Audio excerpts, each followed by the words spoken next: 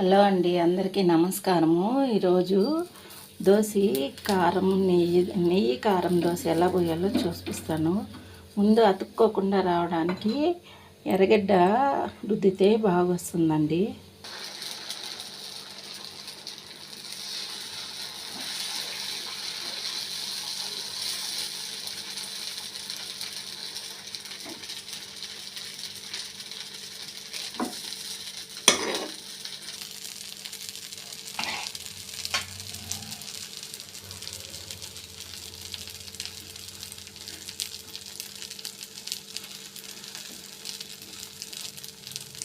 ఇలాగా ఎర్రగారము టమాటా కారం అండి, మిరపకాయలు తక్కువ వేసుకొని ఎర్రగడ్డ టమాటా ఎక్కువ వేసుకొని చేసుకొని తిని బాగుంటుందండి. కారం వేడి కూడా ఎక్కువ కాదు.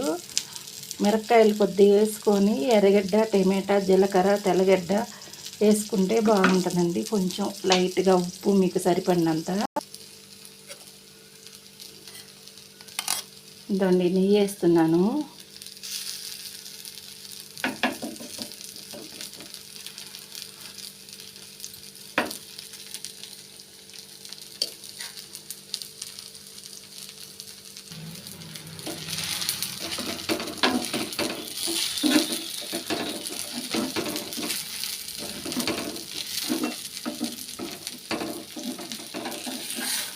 చూడండి ఎంత బాగా వస్తుందో, విరిగిపోకుండా.